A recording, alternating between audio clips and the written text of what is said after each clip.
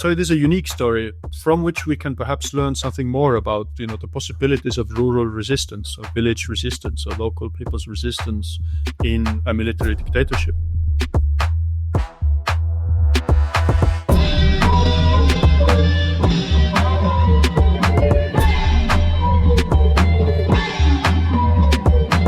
Hello, and welcome to episode 52 of What's Happening in Myanmar, a weekly show from the Frontier Myanmar podcast family.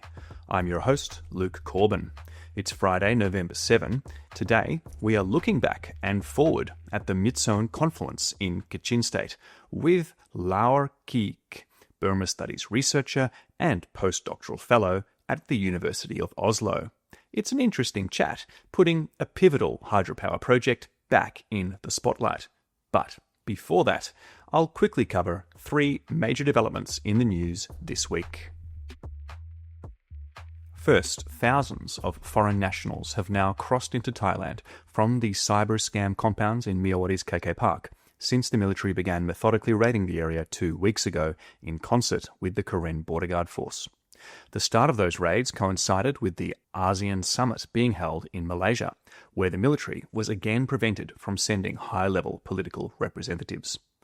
By now, the military has destroyed several buildings in KK Park, with explosive debris landing over the border into Thailand. The foreign nationals that have come to the attention of Thailand authorities are being either fined and deported, prosecuted, or just jailed. Other workers and captives disturbed by the KK Park raids have gone on to take up new roles at different scam compounds nearby. While the military claims it's cracking down on the scam industry, and blowing up buildings does create literal dramatic cracks, only part of KK Park has been affected so far, and other scam compounds in the area, such as Shui Koko, have been left untouched. Destroying even the entire of KK Park, it seems huge, but actually it wouldn't meaningfully affect scamming in Myawaddy, let alone in other areas of Myanmar. What it would do is send a signal about attracting undue attention. These raids, remember, started directly after Agence France Presse reported on KK Park's clear and obvious expansion and its increasing use of Starlink. Second, in conflict news, the military is continuing its advances in several conflict theatres, including penetrating further southwest into Chin State's Falam township this week and further north into Upper Madaya township in Mandalay region. Other offensives in Karen and Kachin states were slower this week, with resistance forces stymieing major advances. And anti-coup resistance groups still assert they plan to defend Mogok from the military, a week since the Ta'ang National Liberation Army, the TNLA, capitulated to Chinese pressure and signed a ceasefire with the Myanmar military. That agreement demands the TNLA leave the towns of Mogok and Mongmek, and it was long feared by the wider Spring Revolution.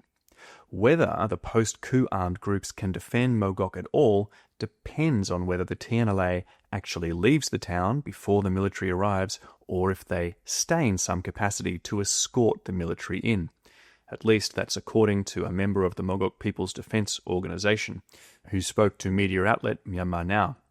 Myanmar Now also reports that the TNLA has already begun emptying buildings, and it plans to leave by November 25. Many local residents are scared by the prospect of a return to military rule in Mogok, but they can't afford to leave the town themselves. In other towns and areas that the TNLA recently returned to the military, local families are being forced to provide unpaid labour or pay fines in substitute, and pay the military regime to fix the supply of basic services like electricity. The TNLA says it's still committed to the revolution, even after this ceasefire and its many recent military defeats and retreats. And third, this week the military regime has detained more people for criticising its staged elections beginning in December. These included film directors Zabutun Tetluin and Aung San Suu, who were detained for supposedly reacting positively to posts on social media. Last week the regime detained several people in the creative industries and others for similar reasons. It's also banned entertainers from leaving the country in the lead-up to the election. At least 90 people have been detained by the military regime for, in its words, disrupting and obstructing the planned elections, which politicians, analysts and diplomats expect to be largely not free, not fair and not representative. Exactly how a love reaction on a comment about a film on Facebook constitutes obstructing an election is unclear.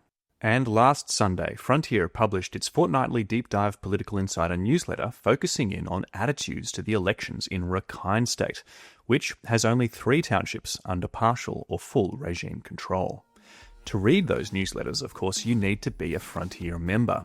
If you're not, really, give it a shot. The price is fair and you'll have access to great daily briefings, news translations into English, as well as, of course, the regular feature stories.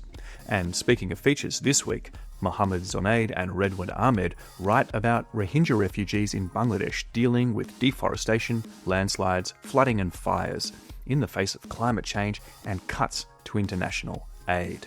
Go and check it out, you won't be disappointed. And now, turning to learning about Myitsone. The Myitsone Dam in Kachin State was suspended 14 years ago. However, there are still concerns that it may go ahead.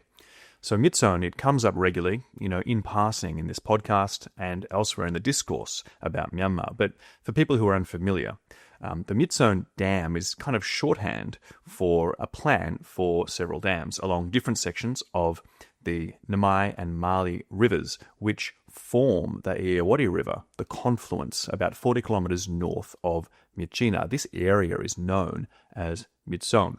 The plan for the dams was initiated by a joint venture between the military regimes, the Ministry of Electric Power, the China Power Investment Corporation, and the Asia World Company more than 2 decades ago. Southeast Asia, of course, is full of foreign-built hydropower dams. Myanmar has many others. Now, while these hydropower dams do generate electricity, which is a public good, they've also been proven to destroy habitat, to permanently alter river ecologies and reduce fisheries, and they release substantial greenhouse gases because they flood large areas of forest and agricultural land that have organic matter that then decompose, releasing carbon and methane. Not to mention, hydropower investment has come to be seen as a very poor financial decision. Hydropower construction has actually declined globally in most countries since the late 1970s. At the same time, though, it's been increasing in certain developing nations and in Southeast Asia as a whole.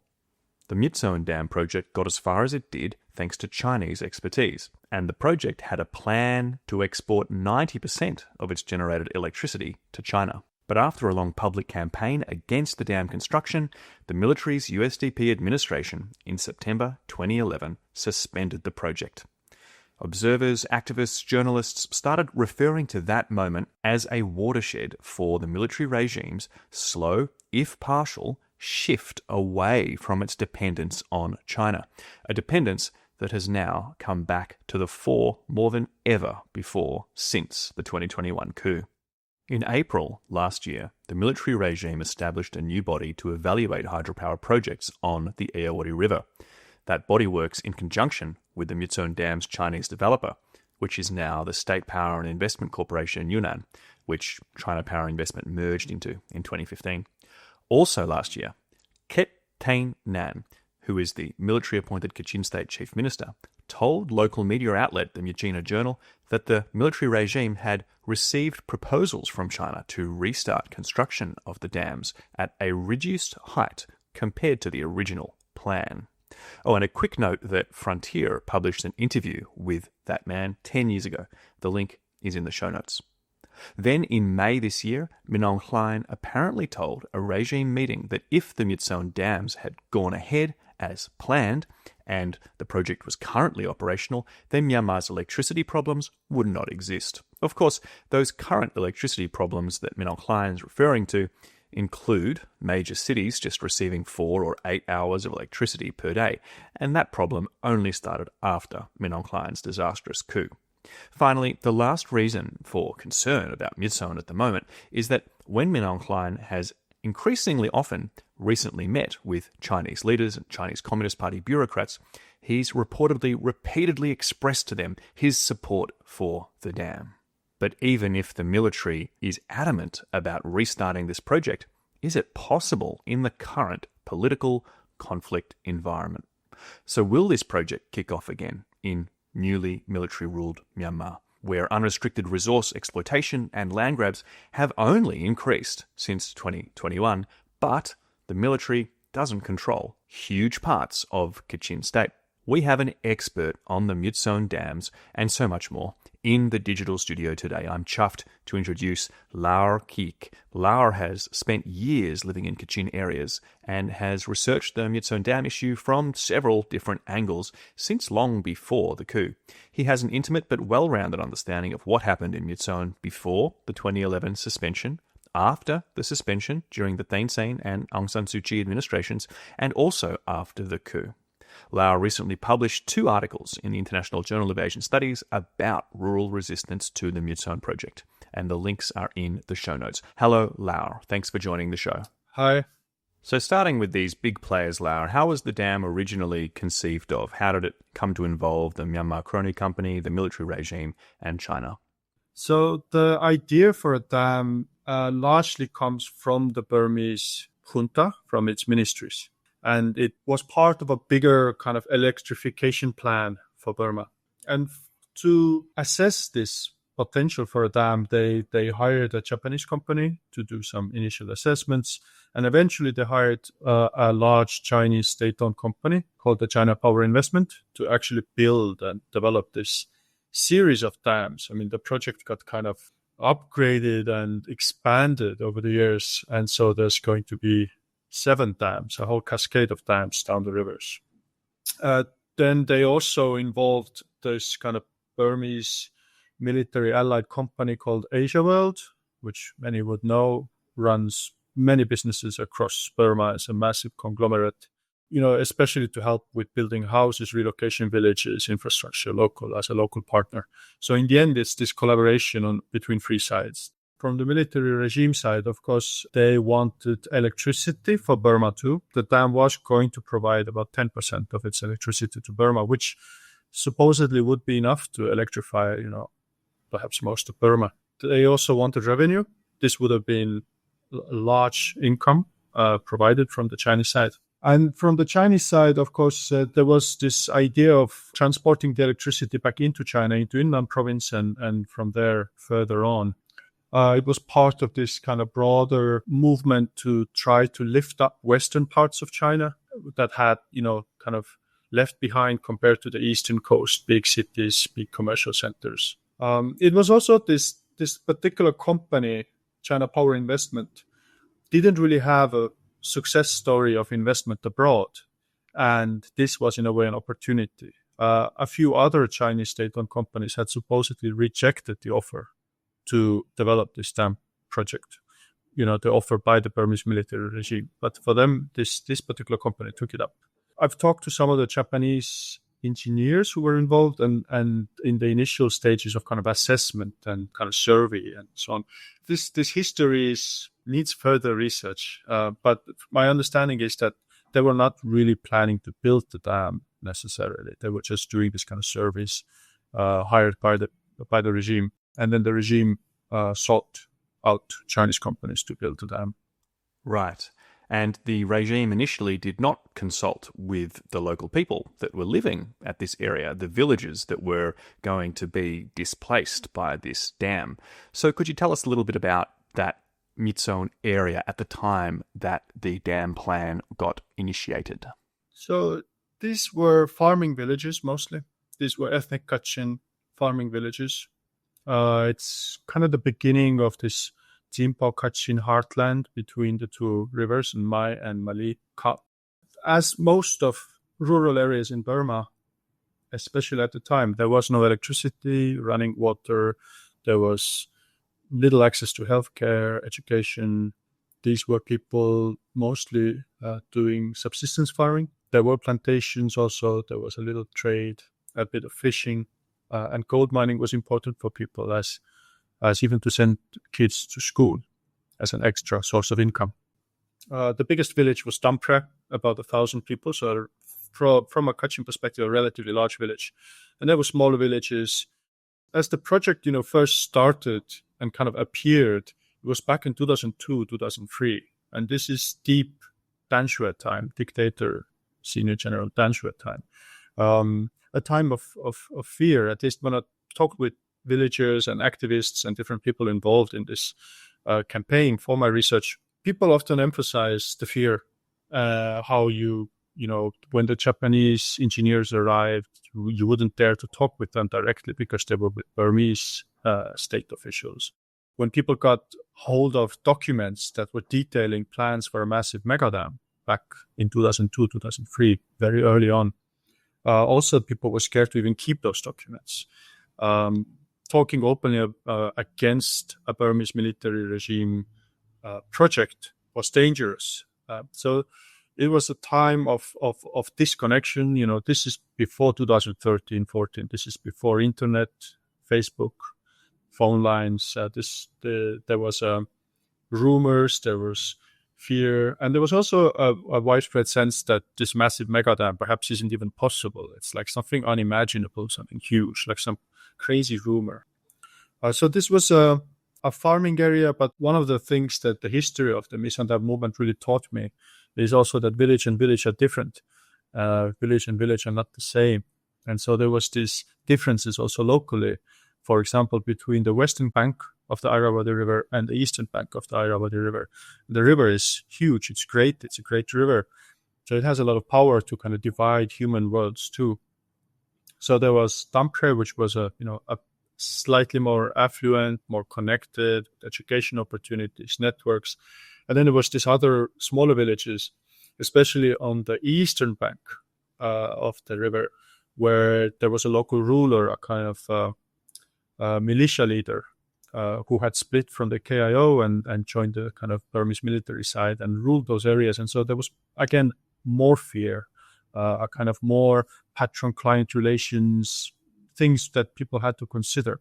So Myitsone as a story, is often talked about as this great international controversy, this great power struggles, China, Burma, the West, the reforms. It's this big news. But once you start kind of going deeper and deeper into the more local stories with the local situation, I mean, for me, a big lesson has been learning about villages and the differences between villages and the differences within villages. And you can really use this very famous case to go deeper. So to tell a story of villages that could be told about any place in Burma, but is perhaps especially possible to do in the case of Myitsone because it has become such a big story.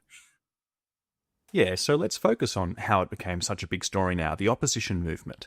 As I understand it, there was kind of 5 key things that it focused on. 1 was the environmental impacts of the dam.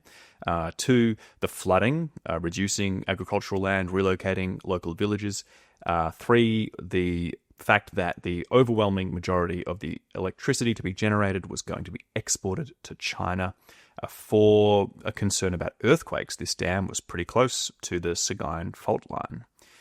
And 5, the spiritual concerns about these dams affecting the confluence and then the Irrawaddy River. Of course, the majority Burma population considers that river to be a special historical or civilizational river, and Kachin people also have cultural beliefs about the confluence.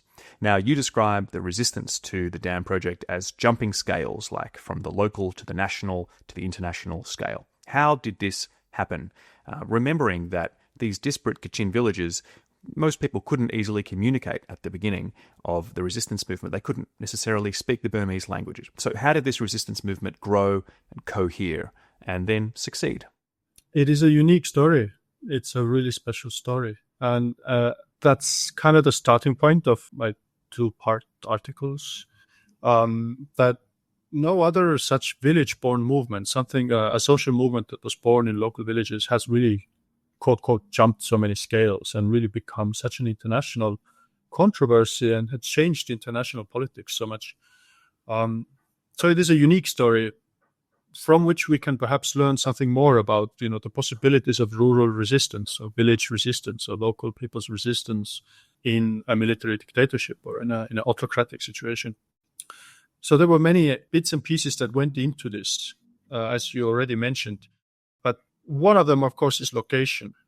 So this is a special place.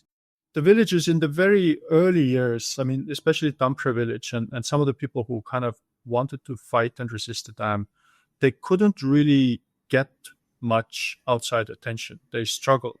So again, one of the main points of my articles is that this history is much longer. It started in the early 2000s. There was this kind of attempt to resist the dam. It didn't really get going beyond the local villages, even beyond Tampere village.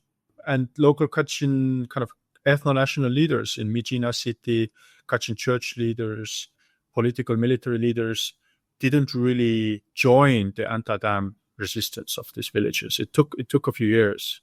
By the time I started doing my field research in Kachin, which was around 2010, then it was already like a widespread idea that we must stop the Myitsone dam. It was a widespread conversation topic. People were actively kind of concerned and worried about it. And there was a lot of kind of framing and ways of representing the dam that helped convince a lot of Kachin people. I mean, one of them, again, is saying that Myitsone is like a sacred place. It's the beginning of the Kachin heartland. It's a famous place. It's a tourist hotspot. People go there for picnics and so on. So the idea of flooding it and changing it under this massive dam reservoir just seemed absurd and unacceptable to many. You know, people also framed it as a kind of Burmese military plot to take over Kachin areas and KIO, or Kachin Independence Organization areas. The fear of earthquake was a big convincing argument, especially for people in Myitsone city, not only Kachins, but all the other people who live in Myitsone. The idea that if there is an earthquake and this massive dam would then flood downstream, just 40 kilometers downstream into Myitsone city, you know, made people very scared. So there was this series of arguments that helped this kind of village movement become a Kachin ethno-national movement. But then again, it kind of stalled. You couldn't, these Kachin activists and others didn't really connect with and reach lowland Burmese ethnic Burma majority audiences. It took, again, a few years from like 2007, 8, 9 to 10. Around 2009, 10, 11 is when this second kind of scale jumping happened. Jumping to the scale of the Burmese ethno-national scale. And it was partly coincidental. Some Kachin activists kind of connected with some Burmese activists. And for some of the Burmese lowland activists based in Yangon, this was also a chance to create some kind of inter-ethnic solidarity and work with Kachins who usually do not have a lot of trust in Burmars. It was another way of fighting against the military regime. So for these activists, it was a way to actually fight the military, to bring up this dam project and talk of environmental concerns and so on. And again, one aspect that adds to it is, again, this kind of notion of a conspiracy or a kind of a plot against our nation. So one of the arguments, of course, for Burmese audiences was that this is a Chinese plot to control Burma, that this is a Chinese, colonial project that will control our mother river, our national river, and thus also our agriculture, our economy, our waterways, and whatnot. And fear of China and the kind of anti-China feelings are widespread in Burma. So again, there's all these different things come in addition to something that might seem at first an environmental issue or a livelihood issue. Like all these scales come up, and there was a lot of strategic framing, a lot of emotion, a lot of coincidences. And I guess the final coincidence, of course, is that around 2010-11, the Burmese military regime starts democratizing the country and new freedoms appear. It's suddenly possible to talk openly about things that you couldn't talk about before. It's suddenly possible to start kind of organizing and networking. And it's in that moment when, the kind of floodgates open, suddenly it's possible to do this snowballing movement, save the Irrawaddy. So it all comes together in this moment when the Burmese military leaders, or this kind of new civilian regime's leaders, also don't want to rock the boat. They don't need another massive uprising. They're trying to do these reforms. And among the Burmese leaders too, there was fear of this project. And there were arguments made by Burmese intellectuals and activists that actually convinced Burmese military leaders that, maybe this is a risky, dangerous project. And that led to this famous suspension in 2011, where the Burmese government one-sidedly just announced that we are suspending this project now. And that caught the Chinese side off guard. And so until now, it's this kind of tension in Burma-China relations. Yeah, Laur, I mean, it's a tension that has continued because the dam project was suspended. It wasn't abolished. Most analysts, that I've read and heard would explain it as strategic, right? Like otherwise, you do have contracts where you're supposed to pay compensation. And the Chinese company, the state-owned company, had already paid massive amounts of money to design, to develop, to build, to kind of get this project going. So suspension, in a way, was a way of kind of, I guess, kicking the ball down the road and letting it be. And I think the later government of Aung San Suu Kyi, the NLD government, used similar tactic. Everyone knew, I think, that we're not going to let them build this dam, but you kind of don't say too directly, too publicly. You kind of keep saying we need a committee, we need to study this, and so on. And from the Chinese side, I think a lot of Chinese company staff or leaders, analysts also know that building this dam is maybe not a good idea. But there's also top pressure from Beijing, from the very top leaders of the Beijing regime, to not kind of publicly be ashamed like that and give up. So there's this kind of pressure to kind of at least show that as if you're still trying to build the dam and continue this project. So, yeah, for 14 years, the dam has been suspended. There hasn't been widespread flooding, environmental devastation, a really positive outcome for these villages. However, these villages were still relocated, and this whole experience with the dam has really profoundly affected them. So, can I ask, how have these villages on the east bank and the west bank of the Irrawaddy at the Myitsone confluence been affected by this? What has it meant for their communities, livelihoods, politics? Yeah, so in a way, the villages are suspended too, just like the dam project. So too, you could say that these are the suspended villages now, because mostly they could not return to their original villages from where they were relocated. They had to and still have to keep living in two relocation villages, one on the western bank, one on the eastern bank of the river. Their livelihoods obviously were cut. The bigger relocation village is built on a kind of a rocky wasteland where you can't really do farming. There's not enough space also. It was often land. For both relocation villages, land was confiscated from other local villagers who were living there before. So there's these tensions, all kinds of divisions that appear over land and livelihood. What do you do? Of course, gold mining, again, is a major source of income. With gold mining, often come narcotics, as with oil mining, jade mining, and other. There is, some migration. And there's also some livelihood improvements. I mean, people I talked with, and when I visited the relocation villages, people would also point out that we have stable electricity, we have a clinic, we have high school, the children are falling sick less. And that over time, people kind of had some chance to get used to this new living situation. The place is still a tourist hotspot. People still go there for picnics. So there's little restaurants and things. You can service this. People coming from Myitsone city and so on. Otherwise, it's been years of also, uncertainty, suspension. Like, so, okay, is the dam really finished or is it coming back? And as you've seen over the years, there's always, every now and then, there's this kind of media uproar, news, they're going to start the dam again or not, or they really finish or not. And local kind of residents are in the same situation. They're getting a lot of contradictory information and news and rumors. And so it's also this kind of emotional roller coaster to some extent to try to find out what's happening. Yeah, it sounds really tough. The gold mining is obviously an opportunity for revenues there, but comes with some negative side effects. I wanted to ask more about the gold mining, actually, because the Myitsone area, and frankly, a lot of the Irrawaddy and other parts of Myanmar, they've been devastated by unrestricted gold mining on their riverbanks, especially since the 2021 coup. In the Myitsone area, you have tycoons like Kamaitang, Yubzao Kong, whose son married the daughter of the military regime's Kachin State chief minister, Kette Nan, who I mentioned earlier, and other tycoons. They're grabbing land. They're polluting the rivers. But how bad is this? It sounds terrible. How bad is it, Laur? How are Myitsone residents resisting or, mitigating the negative impacts of being involved in this exploitation? So that's the situation across Burma since the coup. There's a massive gold mining boom, and in northern Burma, but also in southern Burma. In this economic collapse, many other industries and economies are in a crisis. Gold mining and gold trading has become ever more important.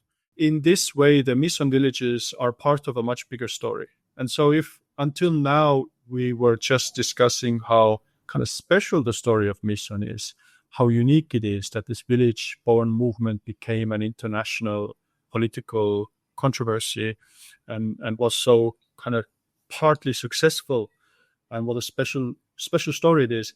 Then in other ways, when we look at the current gold mining boom in the Myitsone areas, we can say that this is part of such a bigger wave, and in so many ways, part of the broader story of kind of land grabs, resource grabs across the country for decades.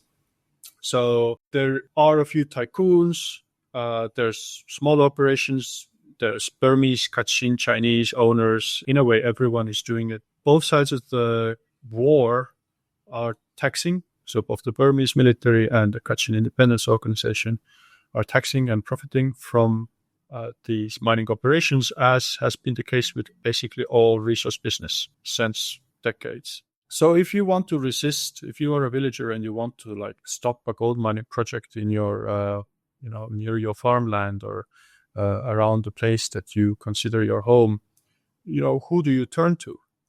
And we're kind of back to this dictatorship situation, like back in the early years of this Myitsone story, back in 2002, 3, 4, 5, when you can't really turn to the Kachin church leaders, you can't turn to the Kachin Independence Organization, you can't turn to the Burmese military side. You can turn to some activists and some media, perhaps, and because it's Myitsone, it's still famous. It still gets much more attention than most other places of gold mining across Burma. You can get a little bit of attention, but basically these are powerful businesses, powerful people, and there is some violence used to repress any resistance. And of course, there are also many people who do themselves rely on gold mining, local residents who do participate, who have interest. So it's hard to, assess in this kind of situation, like how many people support gold mining in this village, how many people oppose gold mining in that village. We can talk about rare earth mining or logging projects or other resource businesses in a similar way, that often you see also divided communities, you see splits, you see tensions, you see conflicts within villages, within churches or Buddhist monasteries, between different leaders. And I think it needs a lot of careful research and listening and attention to kind of try to include different voices and, hear these diverse voices and diverse experiences of who, why, where, how people relate to this massive natural resource extraction. Right, and this kind of careful research is not easy to do. You're one of the few people that has managed to do it. This interview is not between Frontier Myanmar and a participant in the protest. You are an observer. With that said, you could never have written a PhD thesis and understood the Myitsone controversy without deep collaboration. So maybe this is a question just for you to remark upon that collaborative nature of research. Exactly. I mean, so much of Burma studies over the decades that we've had this kind of a interdisciplinary field of studies that depends on collaborations in a situation of fear and dictatorship. Where if there's a lack of information, you can't do some kind of large-scale statistical studies easily. We have many questions about how many people support or oppose or think about different things in different ways, but we kind of can't get reliable information easily. So if you look at my publications, the stories of village resistance around Myitsone, it's also building on previous, often unpublished theses, activist reports. I hope that this kind of, research can be continued. There's so many questions still and so many things that are not clear at all. But also similar stories are countless across Burma. countless land grabs, resource struggles, and this kind of village struggles. Most of Burma is a rural country. Most of people of Burma live in villages. But most of media, research, policy is often based in Yangon or in the cities. And so there's a general disconnect. Most of the wars and conflicts, most of the forced recruitment by all the armies, it's in the villages. I think that Myitsone is one of those rare cases where we can tell a lot longer story, but there's so many, countless such stories more across the country. And to tell such stories, we need, a lot of kind of collaboration across disciplines, across backgrounds, across research interests. Definitely. Now, I want to finish the final question by talking about the dam project again more concretely. I introduced you by listing some of the potentially concerning things that have come from the military regime in the last couple of years that may signal that this dam could be restarted. So I wanted to ask, what about the future for these villages that are held in suspension, sidelined? If the dam project does get off the ground again, will resistance be possible? Tell us more. So over the years, we keep hearing this idea that the dam project will perhaps resume, and nothing, of course, has come of it. Most of these territories, not only the Myitsone area itself, but upstream, are either controlled or contested by the Kachin Independence Organization currently. So there's really practically right now, at this point, no way for someone to come and start building there. And I think no Chinese engineers would want to come, no staff would want to come and try to start building in something in such a situation. More importantly, also the resistance against Myitsone Dam is so widespread. It's such a symbol, not only for Kachins, but for Burma of standing up. It's become a symbol also of a kind of solidarity between Kachins and Burmese. It's one of the few things where people are very widely on the same page. So I think it is hard to imagine how there would not be massive resistance of all sorts to try to stop any attempt to resume the project. Resistance from all corners, does that include the corner that supports the military regime? Yes, I would assume so. We know that no one is a puppet of anyone. I think in my own research over the years, that's been one of my main lessons. The Kachin Independence Organization cannot be controlled by Beijing, the TNLA, the Kokang Army, Hunat. No one is fully under control of anyone. So too, the Burmese military has its own kind of agendas and nationalist ideas and so on, and they have their own fears of too much power for China over Burma's future. It's a rare, special case where I think a lot of resistance across different sectors of society. Thank you, Laur, for helping us bring Myitsone back into the media spotlight briefly. Good luck with your future research, and let's talk again. Thank you. Have a good day. That brings us to the end of another episode of What's Happening in Myanmar. Thank you, everyone, for listening right through to the end. And remember, you can email the show, whimyanmar@proton.me. We love reading your emails. Okay, until next week, take care and farewell.